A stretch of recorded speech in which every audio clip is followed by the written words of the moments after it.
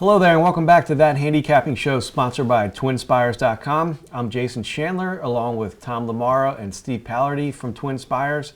This week's featured race is the Fayette Stakes from Keeneland.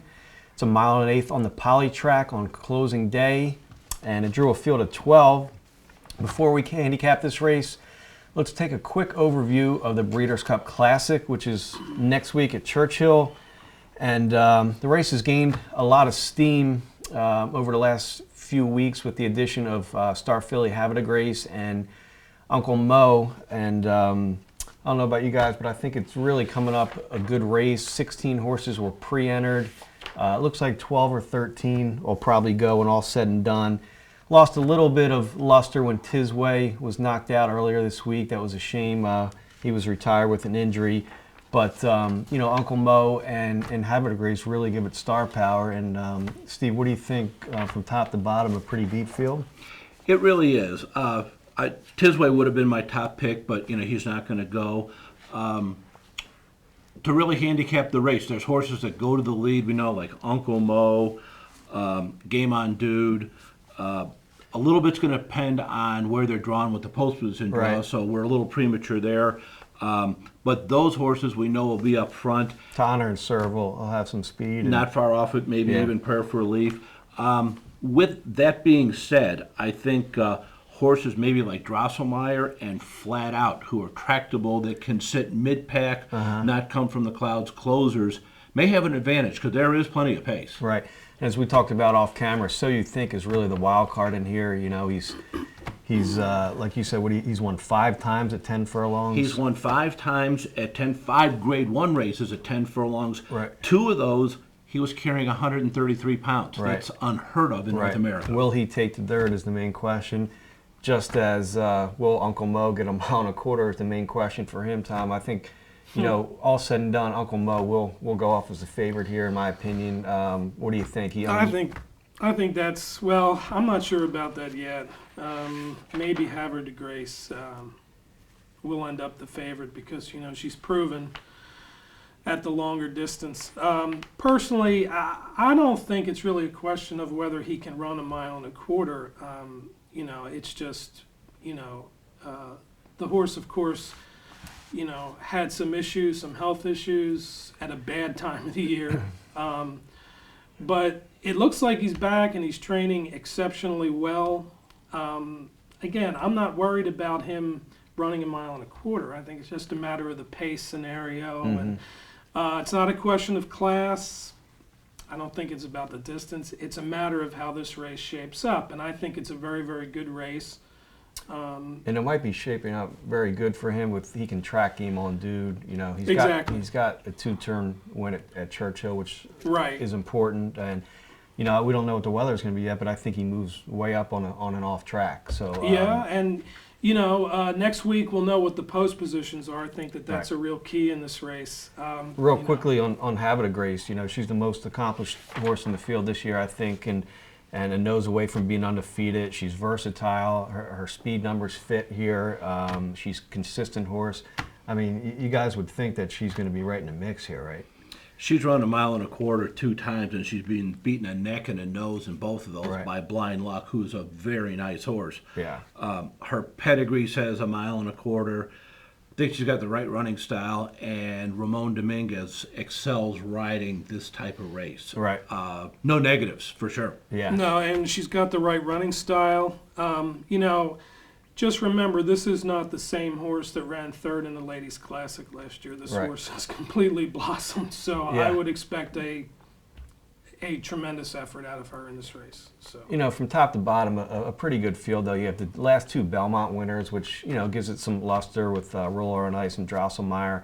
2 top 3-year-olds, really 3 with Stay Thirsty. And To Honor and Serve, I think, adds to it, too. This horse is peaking at the right time as well. And, he is. And, his I'll go more into him later. What I want to do is ask you guys real quickly, give us a long shot right now that you're looking at that might, that you're going to take a long, hard look at come next week. Well, I really came down to 3. To Honor and Serve, Flat Out, and So You Think. To Honor and Serve was my Derby horse early on until he got hurt.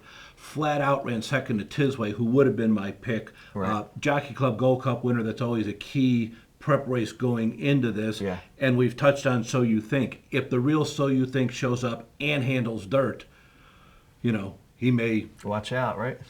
who knows? Yeah.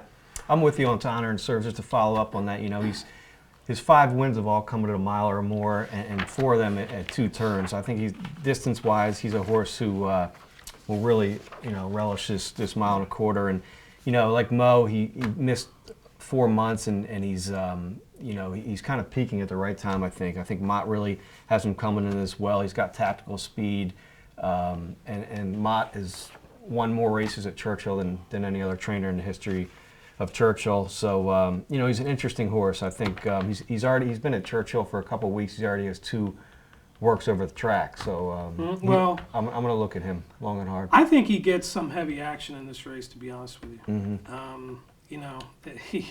I think he gets strong play. Of course, in a 12 to 14 horse field with all these good horses in it, play may be 5-1 or 9-2, but I think he does get bet. Really, that much money? I Okay. do think that he gets bet pretty heavy. The long shot that I'm absolutely using, and I got blasted on Twitter for this the other day, is Prayer for Relief. I just think, you watch his races, and yes, his speed numbers, really aren't up to par with the others, but when you watch the horse's race replays, or had you watched his races live, the horse is always running at the end of 1.125 races. Yep. He's a little slow to get in gear the last couple times, the Oklahoma Derby and the West Virginia Derby. He was inside and he needed to angle off the rail. And when you watch him, it took him some time to get going, but when he did, he accelerated late. I think he's perfect for 1.25 miles. Is he classy enough? Well, at 25-1, I'll take the chance. Yeah. So I'm definitely using that horse. Baffert, I don't think would send him if he wasn't doing really well. So I don't think so. Interesting. He has two interesting horses here, both that like to run kind of near the pace. Game On Dude will probably have the lead, but we're going to do a full preview of the Classic on our show next week, and we're also, as a second show, do the other races. So be sure to tune in. We'll be at Churchill for that. Let's move on to the Fayette Stakes this Saturday. Like I said, it drew an interesting field of 12, and there's a good mix of horses in here.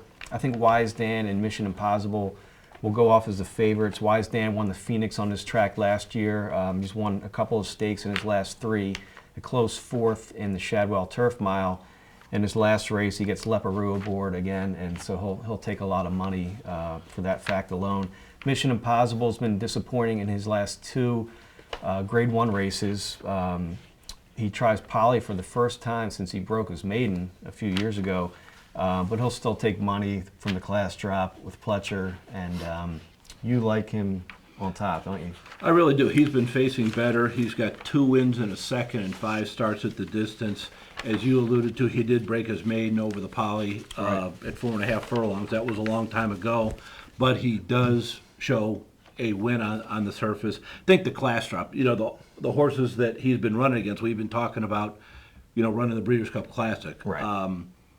Javier Castellano comes in to ride him, which is a plus. I also used Ioya big time. He is 3 for 3 on the Poly, 1 for 1 at the distance. He's working just lights out. Right. The interesting thing, he's Illinois bred, and he could have run at Illinois. He could have run at Hawthorne on dirt last week for about the same money, 125 versus 150, against decidedly easier competition. Right. They decided to run him here, and he's got a course and distance win from opening weekend, so he's very live. And Chris Block, 2 out of 3 at the meet. You like this horse? I love the horse in this race. Yeah. I think he hasn't proven himself yet at this level. I thought his last race was extremely strong. It was 1 1/8 on the Polytrack at Keeneland. It went 1:48, which is really, really good. And, he came from pretty well out of it on the far turn. I would imagine he ran his last 8th in less than 12 seconds. He's trained well at Keeneland. He's got the right running style. There's a lot of speed in this race, I think. Of course, whenever I say that, there's a horse loose on the lead and everybody else gets tired chasing that horse. But right. I could see a swarming pack at the top of the stretch in this race, and I think that this horse has the kick Yeah, he's to do it. His mom is a really good producer. She's produced some nice race horses. Lord of War mare. This horse, I think fits the spot really well. Yeah, really sharp right now. I guess the main question with him is the class. We'll find out. He's stepping up, and both of the horses that you guys like. I'm gonna use too. Mission Impossible and IU Big Time. I'm gonna mention a couple more. I'm gonna use Wise Dan. I just think he's too sharp right now to ignore. His speed numbers fit very well with these. Leparoux, like Synthetics. I think you have to use him right now just because of the form he's in. At least I will. And the fourth horse I'll use is the other Pletcher, Modern Cowboy. I think that horse has a shot. Like we've talked about, you use one Pletcher, Baffert, you got to use the other. I agree with that. And it's his first time at Keeneland, but he's got to win on the Poly at Turfway. He did. And he's kind of a hunch play, but he won at stakes 2 races back at Mountaineer, and he'll be a much bigger price than Mission Impossible. So I think I'm going to use all 4 of those horses. And I think the race that he ran 4th in last time was pretty good. It was a small stakes in New York, but Pleasant Prince, Rail Trip, Coliseo, that was a good field. Good horses in there. Yeah. So. Okay. All right. Well, it's like I said, a really good race on closing day at Keeneland, and everybody's gearing up for the Breeders' Cup. We look forward to coming to you from Churchill and Twin Spires. I'm sure you guys got a lot of stuff going on. A couple of things this weekend I'd like to mention. We have the Breeders' Crown Double Hit It and Split It, where the players can earn a share of $1 million Twin Spires Club points pool if you hit the early or late pick 4 Saturday at Woodbine Harness. And then at Los Ale on Saturday night, there's a AQHA 6 are Wild night. You can check the website for details on that one. Okay, thanks to Twin Spires and Briss, our sponsors, and thanks to everybody for watching. We look forward to coming to you next week with the Breeders' Cup selections. For Tom and Steve, I'm Jason. Good day and good racing.